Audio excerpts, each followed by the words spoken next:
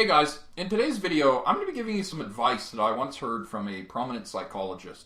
And, it's a piece of advice that has really helped me to navigate some of life's more difficult situations. And I just, I was thinking about it here and I thought I should shoot a quick video on this and just share it with you guys. So please stay tuned.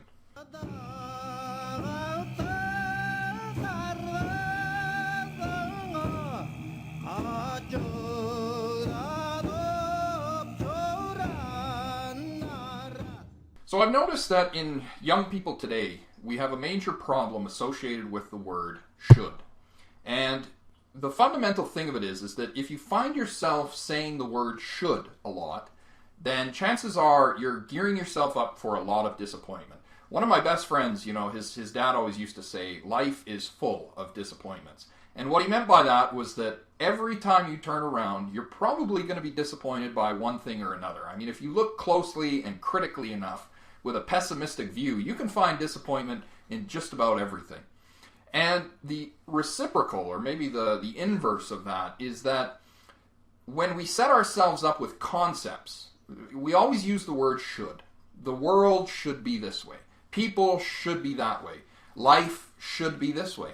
You see, we create ideals in our mind, and we always support those ideals with the word should.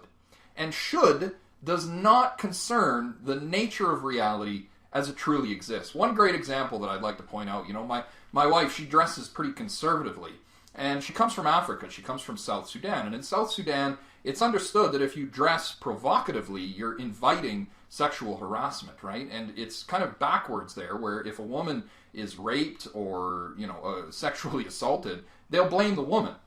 Now, I'm not suggesting that's right, but we have in the West the total opposite point of view. A woman will go out on the street and she'll say, I should be able to dress any way I want without being sexually assaulted or sexually harassed. And you know what? She's 100% right. She should be able to go out there and dress any way she wants to without being harassed. Does that mean that that's going to be the case? No. Okay? I shouldn't have to go to work every morning to support myself and make a living. Children should not die of starvation. Cancer should not be killing as many people as it does. You see, should can be used for anything. You can go out to the greatest extremes of the cosmos with the word should, okay? I should be able to live forever. The world should be a paradise. God should come down from the sky and give me everything I want. You see, you've got to be really careful with that word should. If you find yourself using it again and again and again to describe your situation, chances are you've lost touch with reality. And we see that especially with the millennial generation, right? Whether it's concerning gay rights or transgenders or, politics, economies. I mean, people, young voters, especially on the liberal side of things, they're always talking about the way the world should be. And, this is one thing, and I consider myself pretty moderate in terms of my political spectrum. I don't really side one way or the other, but I would definitely say that is one point that I sympathize with conservatives on, is that the world is a reality, the world is a fact, and it is full of disappointments. And if you try to live your life according to these should axioms, these ideals, these beliefs, then you're going to come up against disappointment after disappointment. Okay, you need to live in the world as it exists and accept some of the ugly facts, the ugly truths that are out there. And the biggest difficulty with this is to accept these these painful truths, these painful facts of life, without it destroying your character. Because you see, a lot of people, they'll come to grips with a painful fact of life, and their response is to use that as an excuse to act poorly towards others. And it's not. Life is painful, life is hard, but you got to come to grips with it, and you've got to accept it, and it's not an excuse to be a jerk.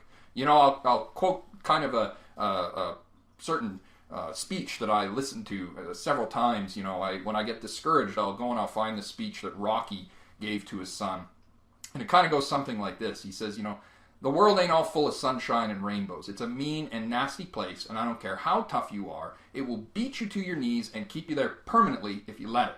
You, me, or nobody is going to hit as hard as life. But it ain't about how hard you're hit. It's about how hard you can get hit and keep moving forward. How much you can take and keep moving forward. That's how winning is done. Now, if you know what you're worth, go out and get what you're worth, but you got to be willing to take the hits. And not pointing fingers saying you ain't where you want to be because of him or her or anybody. Cowards do that, and that ain't you. You're better than that. You see that?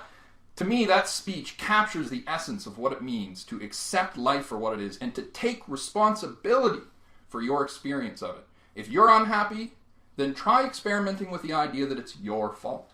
Now, that might be threatening to a lot of people. And they may say, the world shouldn't be that way. It should be somebody else's responsibility to make me happy. But guess what? It ain't. So if you're prepared to take responsibility for your life and to move towards what it means to be successful, then congratulations, you've really started the first day of your life. Otherwise, you're just in waiting. Thanks for watching.